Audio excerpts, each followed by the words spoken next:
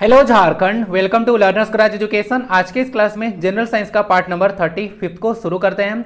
आज number of question थोड़ा ज़्यादा है तो उतना डिटेल में नहीं जाएगा, नहीं तो क्लास 2 घंटा का हो जाएगा। लगभग 50 स्लाइड के आसपास हो गया है, तो वीडियो का ड्यूरेशन मैं लगभग 40 मिनट रखने की कोशिश करूंगा। तो आइए स्टार्ट करते हैं। वीडियो के लाइक जरूर दे दीजिएगा। बाकी पीडीएफ और क्विज के लिए टेलीग्राम से कनेक्ट जरूर रही है। अभी हाल में एग्जाम जो है पोस्टपोन किया गया है सबका, तो आपको इसका पता चल गया होगा। बट प्रिपरेशन आप लोग का रुकना नहीं चाहिए, नहीं तो दूसरा को ले जाएगा। तो जहां से भी हो, रजाई से हो, कंबल से हो या फोन से हो, पढ़ाई चलते रहना चाहिए, रुकना नहीं चाहिए। ओके, आइए स्टार्ट करते हैं। यदि प्रतिरोध बढ़ता है तो विद्युत धारा क्या हो जाएगा, यानी कि अगर रेजिस्टेंस को आप लोग इंक्रीज करेंगे तो करंट क्या होगा। तो ओम्स लॉ कहता है V equal to R I. तो यहाँ पे हम लोग वोल्टेज को कांस्टेंट रखकर बात करेंगे। तो यहाँ से क्या हो जाएगा, प्रतिरोध को बढ़ाना है तो I जो है इन्वर्सली प्रोपोर्शनल टू हो जाएगा रेजिस्टेंस। तीसरा से इसको इंक्रीज कीजिए, रेजिस्टेंस को अगर मैं 2 टाइम कर दूं तो यहाँ पे क्वांटिटी घटने लगेगा। कोई भी चीज़ अगर डिनोमिनेटर में होता है यहाँ पे, तो अगर इसको आप लोग इंक्रीज करते हैं तो वह क्वांटिटी जो है डिक्रीज करने लगता है। तो ये चीज़ पता होना चाहिए। तो रेजिस्टेंस को बढ़ाइए, 2 बार कीजिए। उस तरह से इसको अगर 12 बार कर दें, 42 बार करें, तो ये अमाउंट धीरे धीरे घटते जाएगा, यानी कि जो है करंट जो है घटने लगेगा। तो अगर प्रतिरोध को बढ़ाया जाता है तो विद्युत धारा जो है घटेगा। उसी तरह से अगर प्रतिरोध को आप लोग घटाइएगा, यानी कि R/2 करें, ये क्वेश्चन ऐसा आया था, पहले डिस्कस कर चुका हूं कि अगर इसको R/2 कर दें यानी घटा दें तो यह दुगुना हो जाएगा फिर करंट, यानी कि इसको घटाया जाएगा तो ये बढ़ेगा, यानी कि इनवर्स रिलेशन है। ठीक है, इनवर्स प्रोपोर्शन पढ़े होंगे ना, तो उसको माइंड में रख लीजिएगा, समझ में आ जाएगा। ओके, इसको देख लीजिएगा।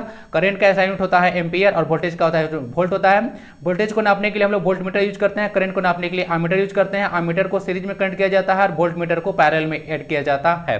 इसमें जो है वोल्टेज सब जगह समान रहता है ना, पैरेलल कॉम्बिनेशन में, इसीलिए हम लोग यूज करते हैं। ओके, अब इसमें करंट समान रहता है सीरीज कॉम्बिनेशन में। आंसर इसका बी है। संवहनी ऊतक वाले पहले जमीनी पौधे थे। कहने का मतलब है ना कि आप लोग पूछा जा रहा है कि कौन सा ऐसा टेरेस्ट्रियल प्लांट थे जो कि पहला जो है वस्कुलर टिश्यू वाले थे। वस्कुलर टिश्यू मैं आपसे अगर डिस्कस करना चाहूँ तो वे सारे टिश्यू होते हैं जो कि प्लांट्स के अंदर जो है फूड और वाटर का ट्रांसपोर्टेशन करते हैं। ओके, तो ये जो होगा उसका टिरिडोफाइटा हो जाएगा आंसर। ओके ना, जाइलम और फ्लोएम दो चीज पढ़े होंगे। जाइलम बताया था कि जल का ट्रांसपोर्ट करता है, और फ्लोएम फल यानी कि फूड का।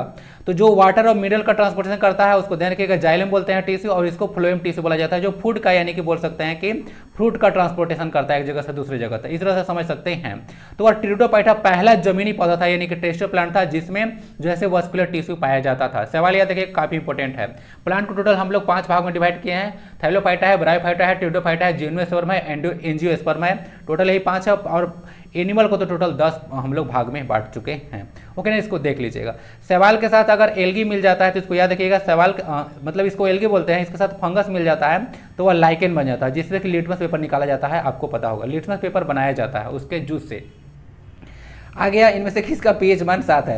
ये क्वेश्चन बहुत ही इजी है। अब मुझे पता नहीं चलता है कि इतना बार ये हर एक एग्जाम में रिपीट होता है, मत कहिए। तो बोलेगा कि इजी क्वेश्चन है, बहुत ही बार रिपीट होता है। ये किलोवाट आवर जो है किलोवाट आवर जो है 1 यूनिट में इतना होता है। 1 किलो वाट आवर किसका यूनिट है, ये होता है एनर्जी का। ये बहुत बार क्वेश्चन रिपीट हुआ है। और पीएच वैल्यू 7।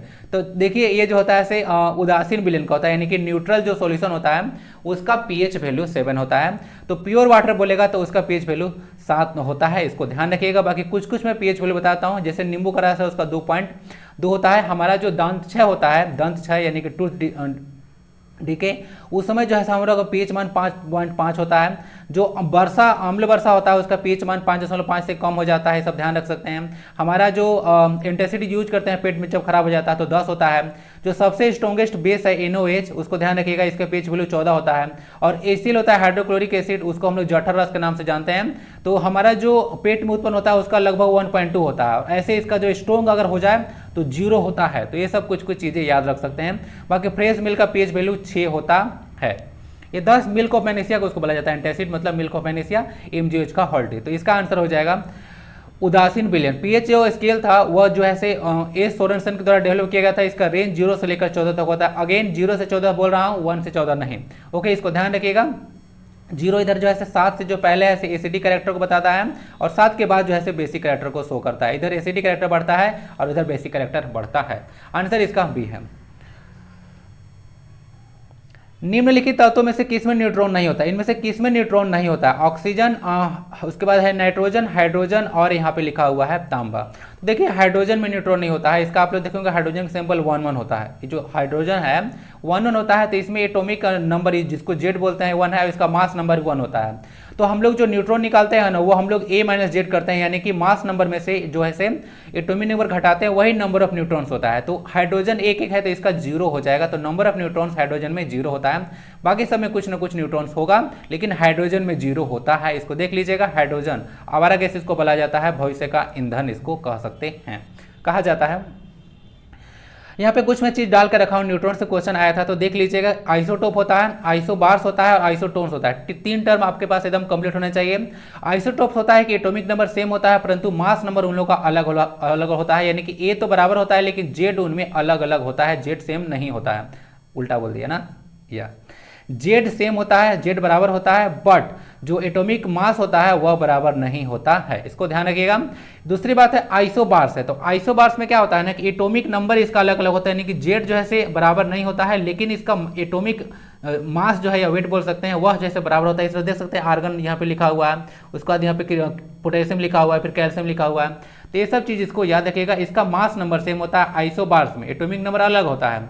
और आइसोटोन्स में देख लीजिएगा, इसमें नंबर ऑफ न्यूट्रॉन्स बराबर होता है। कुछ ऐसे एटम्स होते हैं जिसका एटॉमिक नंबर आप बोल सकते हैं ना कि एटॉमिक मास इस तरह से होता है कि उनमें नंबर ऑफ न्यूट्रॉन्स यानी कि a माइनस जेड जब कीजिएगा तो n जो है सब में बराबर आएगा। तो कुछ देख लीजिएगा, इसी को आइसोटोन्स कहा जाता है। आइसोटोप्स और आइसोबार्स तीनों टर्म क्लियर होना चाहिए। अगेन इसमें जेड बराबर होता है, मतलब एटॉमिक नंबर सेम होता है, मास नंबर अलग अलग। इसमें क्या होता है कि मास नंबर सेम होता है, एटॉमिक नंबर अलग अलग होता है, और इसमें नंबर ऑफ न्यूट्रॉन्स बराबर होता है। इसको देख लीजिएगा, कुछ इस तरह के एटम हम लोग लेते हैं। एंगस्ट्रम किसका इकाई है? तरंगधार्य का, ऊर्जा का, आवृत्ति का, फिर वेग का। देखिए आवृत्ति का आप लोग तो क्या होता है, फ्रीक्वेंसी होता है, इसको तो हर्ट्ज हम लोग यूज करते हैं, इसको तो आप लोग बोलिएगा मीटर पर सेकंड बोलिएगा, ऊर्जा का तो जूल होता है, आप लोगों को पता होगा। ओके, तो तरंगधार्य का एंगस्ट्रम इकाई हो जाएगा। एंगस्ट्रम, एक एंगस्ट्रम इसको देख लीजिएगा, एक एंगस्ट्रम में 10⁻⁻10 मीटर होता है ना, एक 1 एंगस्ट्रम में 10⁻⁻10 मीटर होता है तरंगधार्य। वेवलेंथ से क्वेश्चन आएगा भी, देख लीजिए। कुछ आप लोग इसको देख लीजिएगा ना, इसमें आपको क्या क्या याद करना है इसको देख लीजिएगा। जैसे कि कभी कभी आप लोग कन्वर्सन में भी दिक्कत हो जाता है, डेसी को -1 बोलते हैं, सेंटी होता है, फिर मिली को देख लीजिएगा, माइक्रो कभी पूछ देते हैं आपसे, नैनो, पीको, फेमटो तक, आटो तक देख लीजिएगा। बाकी तो आपसे पूछेंगे नहीं, बाकी ये सब तो डेका पता होगा, हेक्टो किलो पता होगा, मेगा देख लीजिएगा, गीगा, टेरा, पेटा, एक्सा, ये सब कुछ होता है, तो ये सब कुछ माइंड में रखिएगा। 15 तक कम से कम आपको पता होना चाहिए ना, आप लोग सेफ जोन में रहिएगा। आवृत्ति को नापा जाता है, तुरंत बता दिया आपको कि हर्ट्ज में आवृत्ति को नापा जाता है, हर्ट्ज में, ठीक है। अब ये हर्ट्ज जो होता है वो पर सेकंड के बराबर होता है, मीटर पर सेकंड के बराबर नहीं होता है। ओके, इसको देख लीजिएगा। वाट जो होता है ये आप किसका यूनिट होता है, या पावर का यूनिट होता है। ओके, मीटर पर सेकंड यूनिट इसका आपका वेलोसिटी का, या बोल सकते हैं कि स्पीड का यूनिट होता है। ओके ना, तो वी वेक्टर लगा दीजिए, वेलोसिटी हो जाएगा, और ऐसे नॉर्मल रहेगा तो स्पीड हो गया। क्वेश्चन देखिए, अभी आपसे मैं डिस्कस किया था एक बार क्रेस्ट को और ट्रॉप के बारे में। अभी मैं आरआरबी जेई का क्वेश्चन देख रहा था, तो उसमें ना पूछ दिए थे कि जो गड्ढा होता है, जो वैली होता है, उसको किस नाम से जाना जाता है। तो जो वैली होता है वेवलेंथ में आप लोग बोलिएगा, जो वेव ट्रेवल करता है इस तरह का, ओके, वेव ट्रेवल करता है, तो उसमें जो वैली होता है उसको हम लोग ट्रॉप के नाम से जानते हैं। हिंदी में इसको गर्त कहा जाता है और इसको श्रिंक कहा जाता है। तो टॉप पॉइंट होता है, पीक होता है, उसको क्रेस्ट बोला जाता है, और जो वैली होता है उसको ट्रॉप कहा जाता है।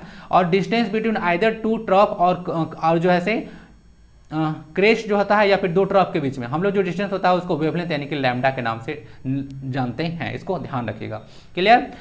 चलिए, डीएनए खोज किसने की? तो डीएनए की खोज जो है जेम्स वाटसन और फ्रांसिस क्रिक के द्वारा किया गया था। ग्रेगर जो मेंडल थे, अपना आपको पता होगा, जो एक्सपेरिमेंट किए थे वो तो पी यानी कि मटर के पौधा को पर जो है एक्सपेरिमेंट किए थे। इसका साइंटिफिक नेम क्या है? मटर का पौधा का साइंटिफिक नेम क्या है? आपको डिटेल में आपको प्रोवाइड कराया था, बताइए जरा। और हरबिंद खुराना भारत के पर्सनालिटी हैं, इनको बारे में याद रखिएगा। ये जो है इनको जेनेटिक कोड का एक्सप्लेन करने के लिए जो है इनको नोबेल प्राइज दिया गया था 1968 में, ठीक है। तो इनको ध्यान रखिएगा, इंडियन पर्सनालिटी है तो आपसे पूछ सकते हैं।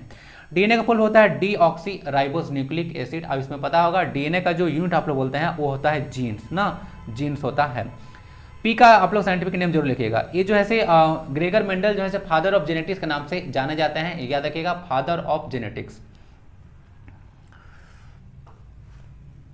नेक्स्ट क्वेश्चन है ट्राइग्लिसराइड क्या है? तो ये वसा का एक फॉर्म है ना, ट्राइग्लिसराइड को याद रखिएगा। इसको पचाने के लिए लाइपेज हार्मोन एंजाइम यूज करते हैं। प्रोटीन को पचाने के लिए पेप्सिन यूज किया जाता है, और कार्बोहाइड्रेट के लिए एमाइलेज होता है ना, एमाइलेज। ये सब कुछ याद रख सकते हैं। नेक्स्ट है ईईजी। एक होता है ईईजी होता है, एक ईसीजी होता है, दोनों में लोगों को कंफ्यूजन हो जाता है, आज कंफ्यूजन दूर करा दूंगा। तो ये है इलेक्ट्रोइंसेफ्लोग्राम है। तो ईईजी होता है, इनमें से किसकी निगरानी के लिए जो है से उपयोग करते हैं, तो इसमें हम लोग इलेक्ट्रोइंसेफ्लोग्राफ लिखा हुआ है, ठीक है। तो इसमें जो है से हम लोग यूज करते हैं, मस्तिष्क में किया जाता है, इसको ध्यान रखिएगा। इलेक्ट्रोइंसेफ्लोग्राम है, ठीक है, इंसेफ्लोग्राम। और कभी भी देख लीजिएगा ईसीजी आता है, तो ईसीजी में क्या होता है, इलेक्ट्रोकार्डियोग्राम होता है। इलेक्ट्रो इसमें इंसेफ्लोग्राफ होता है, इसमें कार्डियोग्राम होता है। और कार्डियक आपको पता होगा, कार्डियक जो एक तरह का मसल है वो आपका हार्ट में पाया जाता है ना। तो कभी भी अगर बोलेगा कि ईसीजी किसके लिए कराया जाता है, तो वो जो है से हृदय वाला जो रोग होता है, हृदय रोग हो जाता है, यानी कि हार्ट डिजीज हो जाता है, उसके लिए ईसीजी करवाया जाता है। तो यह मस्तिष्क से रिलेटेड है, यानी कि ब्रेन से रिलेटेड है, इसको ध्यान रखिएगा। शरीर का तापक्रम कौन नियंत्रित करता है, यानी कि बोला जा रहा है कि बॉडी में जो टेम्परेचर रेगुलेट करने का काम होता है वह कौन करता है, तो वो हाइपोथैलेमस करता है। इसको ध्यान रखिएगा, बहुत इंपॉर्टेंट क्वेश्चन है, हाइपोथैलेमस, ओके ना। सेरेब्रम जो है, सेरेब्रम र वाला, वो सबसे बड़ा पार्ट होता है ब्रेन का। सही कथन का चुनाव करना है, तो इसमें देखिए सबसे ज्यादा जो तरंगधैर्य होता है, आप लोग देखिएगा तो रेड का सबसे ज्यादा होता है, आपको पता होना चाहिए, रेड का तरंगधैर्य सबसे ज्यादा होता है। इसीलिए जो है से अगर आप लोग डिस्पर्सन ऑफ लाइट करवाए होंगे तो सबसे कम जो है से डिफ्लेक्ट करता है। तो इस तरह से कुछ आता है विबग्योर, VIBGYOR आता है ना विबग्योर। तो वायलेट जो होता है, यहां से देख सकते हैं बैगनी कलर का जो है से जो सबसे कम होता है। देखिए तो यहां से बोला जा रहा है कौन कौन, स्टेटमेंट जरा छाटिए कौन कौन है। लाल प्रकाश का तरंगधैर्य बैगनी से ज्यादा है, तो ये तो स्टेटमेंट सही है, तो बिल्कुल सही बोल रहा है कि लाल का जो तरंगधैर्य है वह सबसे ज्यादा होता है। तो वह सबसे ज्यादा है, तो यही आंसर आपका हो जाएगा, ठीक है ना, सबसे ज्यादा होता है इसका। वायलेट बैगनी होता है, इंडिगो बोलती है, फिर ब्लू बोलिए, ग्रीन बोलिए, येलो बोलिए, फिर ऑरेंज है, उसमें सबसे ज्यादा जो है से रेड का होता है। तो लाल जो प्रकाश का तरंगधैर्य है बैगनी प्रकाश से ज्यादा है, यह सही है, बिल्कुल सही है यह बात, ओके, सबसे ज्यादा होता है। 40 डिग्री सेल्सियस का मान फ़ारेनहाइट स्केल में कितना होगा, तो 40 डिग्री सेल्सियस को आपको बनाना है फ़ारेनहाइट में। तो फार्मूला किसी को याद है, तो देखिए फ़ारेनहाइट का फार्मूला होता है 9/5C + 32, तो यही इसका फार्मूला होता है। तो जरा कन्वर्ट कर लीजिए, मैं भी इसको अभी तुरंत देख रहा हूँ। तो 9 यहाँ पे 40 रखिए जरा, और 32 है, तो 5 8 जा 72 हो गया, और यहाँ से 32 आ गया, 7 3 10 हो गया, 104 डिग्री आ गया, ओके। तो आंसर इसका 104 डिग्री फ़ारेनहाइट हो गया। तो आंसर इसका ए है ना, तो इसको कन्वर्ट कर लीजिएगा, 9/5C + 32 होता है इसका फॉर्मूला, ओके। केल्विन अभी बताता, केल्विन वाला बता देता है, बट उसका लिए क्वेश्चन है, वहाँ पे देखेंगे। विद्युत शक्ति का इकाई क्या है, यानी कि आपको पूछा जा रहा है कि इलेक्ट्रिक पावर ना, इलेक्ट्रिक पावर का यूनिट क्या होता है, तो इलेक्ट्रिक पावर का यूनिट होता है जूल पर सेकंड ना। तो जूल पर सेकंड जो है तो इलेक्ट्रिक पावर का होता है, तो जूल पर सेकंड को ही वाट बोला जाता है। वोल्ट जो होता है वोल्टेज का यूनिट होता है, आपको बताया था, या पोटेंशियल डिफरेंस का बोल सकते हैं। कूलम जो होता है चार्ज का होता है, और यह जो है एम्पियर जो है वो करंट का होता है, यानी कि आई का यह ऐसा यूनिट होता है, ओके। 1 HP में 746 वाट होता है। फॉर्मूला याद रख लीजिएगा, ये जो पावर होता है वो एनर्जी बाय टाइम होता है ना, ये तो कितनी बार बता चुका हूँ, न्यूमेरिकल आ सकता है। एनर्जी या वर्क डन भी बोले तो सेम है। मानव शरीर में लगभग होता है 70% पानी ना, इसको ध्यान रखिएगा, 70% पानी होता है बॉडी में, 65% हम लोग के बॉडी में ऑक्सीजन होता है। यहाँ तक कि हम लोग का ब्लड प्लाज्मा में है, उसमें भी 90% वाटर होता है, ब्लड प्लाज्मा, ओके। विद्युत धारा निम्न में से किस उपकरण द्वारा मापा जाता है, तो ये तो बता चुका हूँ, यह एमीटर के द्वारा मापा जाता है, ओके। सेल्सियस और केल्विन तापमान के बीच क्या संबंध है, तो देखिए एक फॉर्मूला होता है, kelvin = 273 plus degree Celsius use करते हैं, तो ये कन्वर्सन होता है 273.15 होता है, बट उसको हम लोग निगलेक्ट कर लेते हैं। तो अगर यहाँ पे 0 डिग्री सेल्सियस हम लोग रखें तो वैल्यू कितना आ जाएगा 273, यानी कि जो सही रिलेशन है 273 केल्विन हो जाएगा। तो सही रिलेशन जो है वह बी होगा, ओके। इसको देख लीजिएगा, नॉर्मली हम लोग टेम्परेचर फ्रीक्वेंटली यूज करते हैं कि इतना डिग्री सेल्सियस है, इतना डिग्री सेल्सियस है, बट टेम्परेचर जो एसआई यूनिट होता है उसका होता है केल्विन, इसको याद रखिएगा। टेम्परेचर क्या होता है, द मेजरमेंट ऑफ हॉटनेस और coldness of a body, answer इसका बी है। नेक्स्ट है, नेत्र लेंस पर एक अपारदर्शी झिल्ली बन गई है जो कि दृष्टि पर प्रतिकूल प्रभाव डालती है, इस नेत्र दोष को क्या कहते हैं, तो इसको हम लोग मोतियाबिंद कहते हैं। इसमें देख लीजिएगा जो आई लेंस होता है धीरे धीरे जैसे एज बढ़ने लगता है, ओल्ड एज पीपल में देखे होंगे कि उन लोग का बड़ा चश्मा दिया जाता है ऑपरेशन के बाद, तो उसको मोतियाबिंद का ऑपरेशन बोलते हैं, कैटरेक्ट सर्जरी बोला जाता है उसको। तो इसका कोई ऐसे चश्मा नहीं होता है, ओके, इलाज कराने के बाद ऐसे चश्मा दिया जाता है, यानी कि सर्जरी ही कराना पड़ता है। और निकट दृष्टि दोष तो मायोपिया बोलते हैं, मायोपिया में पता होगा आपको, निकट दृष्टि दोष नाम है, लग रहा है कि निकट हमको ठीक से नहीं दिखेगा, लेकिन ऐसा नहीं होता है, निकट साफ दूर साफ साफ दिखता है, दूर का वस्तु जो है साफ साफ नहीं दिखता है।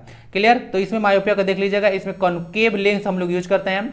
बाकी जो हाइपरमेट्रोपिया आता है उसमें हम लोग कॉन्वेक्स लेंस यूज करते हैं ठीक करने के लिए। और दृष्टि वैस में एस्टिग्मेटिज्म होता है, इसमें हमको ऑब्जेक्ट पॉइंट साइज का देखने लगता है। और जरा दृष्टि दोष इंपॉर्टेंट है, इसको प्रेस बायोपिया बोलते हैं। और इसमें जो है से दोनों दोष हो जाता है, निकट दृष्टि दोष और जो है से दूरदृष्टि दोष। और इसके लिए हम लोग जो है से बाइफोकल लेंस यूज करते हैं। जो नीचे वाला पार्ट होता है, बाइफोकल मतलब इसमें दो फोकल वाला लेंस है। नीचे वाला पार्ट होता है कॉन्वेक्स होता है और ऊपर वाला पार्ट कॉनकेव होता है। इसको ध्यान रखिएगा, नीचे उत्तल होता है और ऊपर में अवतल होता है। ओके ना, आंसर इसका भी है मोतियाबिंद। ओके, निम्नलिखित में से कौन एक आभासी प्रतिबिंब बनाता है जो हमेशा वस्तु से छोटा होता है? तो हमेशा छोटा दे देगा यहाँ पे जो गिवन ऑप्शन है अवतल लेंस। इसको देखा जाए तो इस तरह का कुछ कहानी है। इसमें दो ही केस पॉसिबल होता है अवतल लेंस में, जो कि एक इन्फिनिटी पे होता है तब, और दूसरा होता है कि कहीं भी एक इन्फिनिटी या फिर बोल सकते हैं जो ऑप्टिक सेंटर है उसके बीच में, यानी कि लेंस के बीच में आप लोग बोल सकते हैं, तब जाके इमेज जो है F1 और ऑप्टिक सेंटर O के बीच में बनता है। तो ये एक आभासी प्रतिबिंब होता है। तो आभासी प्रतिबिंब को इमेज हम लोग पर्दा पर नहीं उतार सकते हैं, इसको थोड़ा ध्यान रख लीजिएगा। क्लियर। बाकी समतल दर्पण यहाँ पे सारा चीज इंपॉर्टेंट है, इसको देख लीजिएगा। अवतल दर्पण का तो काफी सारा यूज पहले बता चुका हूँ। समतल दर्पण में जो इमेज बनता है वह सेम साइज का होता है, इतना बड़ा है तो इतना ही बड़ा बनेगा और डिस्टेंस भी सेम होता है। अगर मान लेते हैं कि यहाँ पे अगर ऑब्जेक्ट है यहाँ पे और मिरर यहाँ पे लगा हुआ है, तो इसके अंदर जो है से अगर 1 मीटर पे डिस्टेंस पे है तो यहाँ पे भी 1 मीटर अंदर ही इसका इमेज बनता है, यानी कि इमेज और ऑब्जेक्ट के बीच का डिस्टेंस 2 मीटर हो जाता है। तो यह कुछ कहानी है समतल दर्पण का।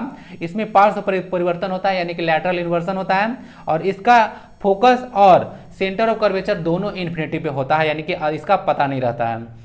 एक जनित्र यानी कि जनरेटर में प्रेरित धारा यानी कि इंड्यूस जो करंट होता है उसका डायरेक्शन ज्ञात करने के लिए कौन सा रूल का यूज किया जाता है? तो वह होता है फ्लेमिंग का राइट हैंड रूल। ओके, तो फ्लेमिंग का राइट हैंड रूल देख लीजिएगा, इस तरह से थंब का डायरेक्शन में मोशन होता है, यह मैट्रिफिल बताता है यहाँ पे जो 4 फिंगर है, और ये जो आपको देखने को मिल रहा है इंड्यूस करंट बताता है जो मिडिल फिंगर है। ओके, तो इंड्यूस करंट यानी कि यही बोला था प्रेरित धारा की दिशा जो है से बताता है फ्लेमिंग का राइट हैंड रूल। फ्लेमिंग का लेफ्ट हैंड रूल पर हम लोगों ने मोटर का सिद्धांत बेस्ड है। और जो जनित्र होता है जनरेटर, इसको ध्यान रखिएगा, ये जो होता है क्या करता है, जनित्र है जनित्र, यह जो है मैकेनिकल एनर्जी को इलेक्ट्रिकल एनर्जी में कन्वर्ट कर देता है। ओके, और इसका जस्ट उल्टा मोटर है, मोटर जो है से इलेक्ट्रिकल एनर्जी को मैकेनिकल एनर्जी में कन्वर्ट कर देता है, इसको ध्यान रखिएगा। नेक्स्ट क्वेश्चन, निम्न में से किस घटना कार्य में विद्युत चुंबकीय प्रेरण का उपयोग होता है? तो देखिए तो पढ़े होंगे, कच्चे लोहे के एक टुकड़े को धारा प्रवाहित परिनालिका के अंदर रखकर चुंबकित करने में, यानी कि परिनालिका कुछ नहीं होता है, इसको आप लोग सोलेनॉइड के नाम से जानते हैं। ओके, मैंने ये सारा चीज़ इंग्लिश में पढ़ा हूँ, ठीक है, लेकिन मुझे हिंदी भी पता रहता है, क्योंकि मैंने कभी माइंड में ये लेकर नहीं चलता हूँ कि मुझे हिंदी और इंग्लिश में कोई डिफ्रेंशिएट करना है। तो आप लोग इसके साथ भेदभाव करते हैं, इसीलिए जो ऐसा नहीं आता है। भेदभाव मत कीजिए, आपसे प्रेम करने लगेगा। देखिए इस तरह का सोलेनॉइड होता है, इस पता होगा, और इसे आप लोग जो है करंट कंडक्ट कर देते हैं, इस तरह का करंट दे देते हैं, और इसके अंदर जब इलेक्ट्रिसिटी प्रवाहित किया जाता है तो ये सॉफ्ट आयरन कोर जब रखा जाता है तो वह एक इलेक्ट्रोमैग्नेट के जैसा कार्य करने लगता है। देखे होंगे कि कहीं पे गाड़ी अगर पलट गया है या कोई चीज़ अगर कहीं पे लुढ़क गया है जो कि आयरन ऑब्जेक्ट है, तो उसको उठाने के लिए जो है से एक तरह का ट्रक जाता है ना, और उसको उठाकर जो है से लाता है और उसमें उसको पकड़ लेता है। तो वह जो यूज किया जाता है ना, वहाँ पे इलेक्ट्रोमैग्नेट ही यूज किया जाता है। इलेक्ट्रोमैग्नेट में तब तक जो है से ये मैग्नेट जैसा काम करेगा जब तक इलेक्ट्रिसिटी प्रवाहित होता रहेगा, और जब इलेक्ट्रिसिटी इसको बंद कर दीजिएगा तो ये मैग्नेट जैसा कार्य करना छोड़ देगा। तो यही कुछ कहानी होता है, तो काफ़ी ज़्यादा इसका यूज है। तो कच्चे लोहा का, कभी कभी आपसे ये भी पूछते हैं कि इलेक्ट्रोमैग्नेट बनाने के लिए किसका यूज करते हैं, तो हम लोग सॉफ्ट आयरन कोर का यूज करते हैं। बाकी परमानेंट मैग्नेट बनाना होता है तो उसमें हम लोग स्टील का यूज करते हैं, इसको देख लीजिएगा। स्टील में आयरन प्लस कार्बन मिला होता है, इसको ध्यान रखिएगा, लेकिन स्टेनलेस स्टील में आयरन के साथ क्रोमियम और निकल मिला होता है। प्रतिरोधकता पूछा गया, यानी कि रो का आपका असाइनमेंट पूछा है, तो रो क्या होता है इसको देख लीजिए, इसका कहानी कर देते हैं जरा। यही भी तो रिलेशन होता है रो L/A, तो यही रो प्रतिरोधकता है, जिसको हम लोग बोलते हैं स्पेसिफिक रेजिस्टेंस बोलते हैं, या फिर रेजिस्टिविटी के नाम से भी जाना जाता है। तो क्या आएगा इसका, क्या हो जाएगा, ओम मीटर हो जाएगा। क्या हो जाएगा, ओम मीटर हो जाएगा। इसको देख लीजिए कैसे ओम मीटर होगा, इसका क्या होगा रेजिस्टेंस का, ये हो जाएगा ओम। यहाँ पे एरिया है ना, तो एरिया का तो मीटर स्क्वायर होता है, बाकी ए वाला लेंथ नीचे जाएगा ना, तो एम से एक एम कटा तो ओम मीटर ही ना आया, तो ओम मीटर आ गया। इसको ध्यान रखिएगा। आंसर नहीं, देखिए इस तरह से ऑप्शन होता है एग्जाम में ना, प्रेशर में ऐसी गलती होती है, जिस तरह से मैं कर रहा था ना अभी, उसी तरह से गलती आपका होता है। ओम पर मीटर था, तो ऐसे छोटा छोटा मिस्टेक हो जाता है, थोड़ा सा ध्यान से आप लोग करके आइएगा। तो ओम मीटर जो है इसका सही आंसर होगा। दूसरी बात है यहाँ पे कुछ मैं चीज़ डिस्कस करना चाहूँगा, ये जो रो होता है जिसको आप लोग बोलते हैं ग्रीक लेटर है, तो ये दो चीज़ पर डिपेंड करता है, नेचर और टेम्परेचर पर। नेचर और टेम्परेचर पर ही डिपेंड करता है, इसको ध्यान रखिएगा। बाकी जो रेजिस्टेंस होता है वह नेचर, टेम्परेचर, लेंथ होता है, एरिया ऑफ क्रॉस सेक्शन, सब पर डिपेंड करता है। आंसर इसका ओम मीटर है। प्रकाश के उसके घटकों उसे घटक रंगों में विभाजन का क्या कहलाता है? तो उसको हम लोग वर्ण विक्षेपण बोलते हैं, अंग्रेजी में इसको डिस्पर्सन ऑफ लाइट बोला जाता है।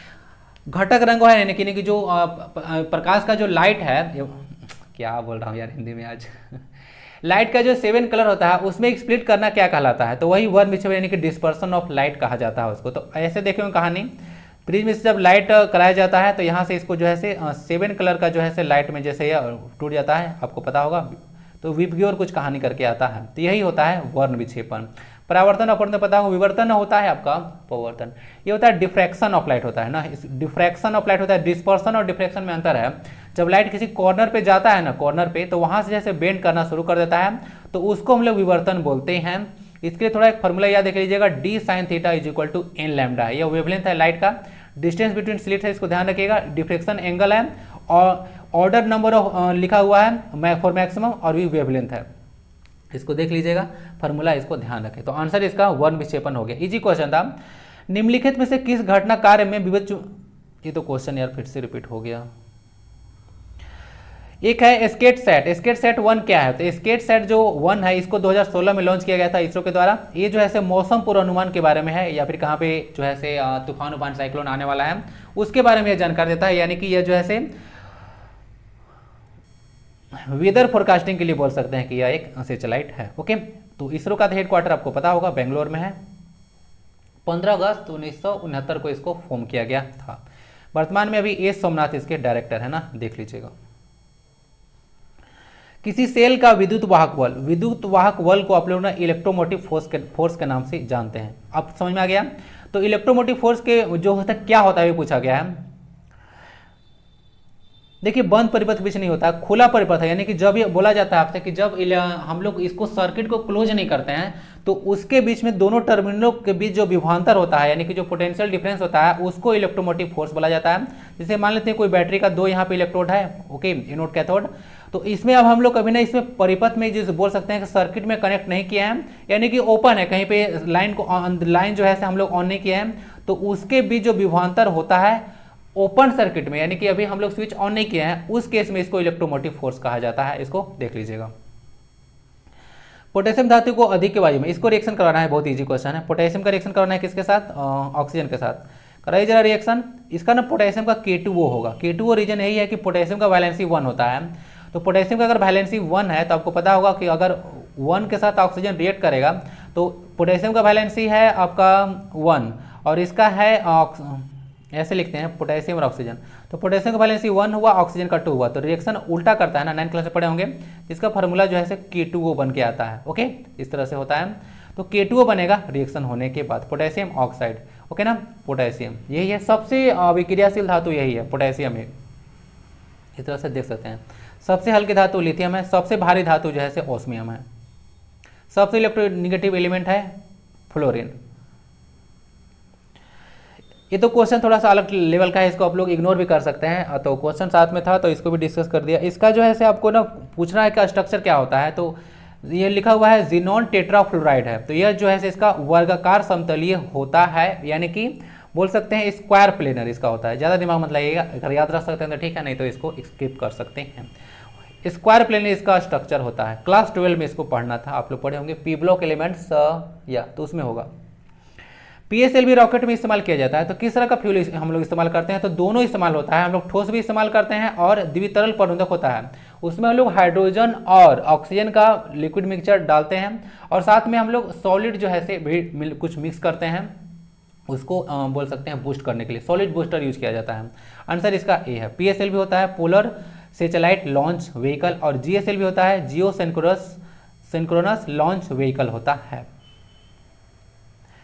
कौन से बहुलक प्राकृतिक रूप से पाया जाता है? बोला जरा कौन सा पॉलीमर जो होता है प्राकृतिक रूप से, यानी कि नेचुरल पॉलीमर है। तो 2 होता है, स्टार्च और सेलुलोज, इसको ध्यान रखिएगा। ये जो है नेचुरल रूप से पाया जाता है। PVC तो नहीं होगा ना, कट जाएगा। प्रोटीन तो होता है, ये सब होगा, लेकिन नायलॉन PVC सब तो नहीं होता, हम लोग बनाते हैं, तो ये सब जो है कट जाएगा। तो आंसर आपका सही मिल जाएगा। नायलॉन जैसी है तो पता होगा, नायलॉन जो है आपको पहला बार जो है इसको बनाया गया था न्यूयॉर्क प्लस लंदन, 2 जो है कंट्री के साइंटिस्ट मिलकर बनाए थे। तो इसी से नाम पड़ा है नायलॉन इसका, नायलॉन प्लस लंदन। तो स्टार्च और सेलुलोज जो है से आप बोल सकते हैं कि एक प्राकृतिक यानी कि नेचुरल पॉलीमर के एग्जाम्पल हैं।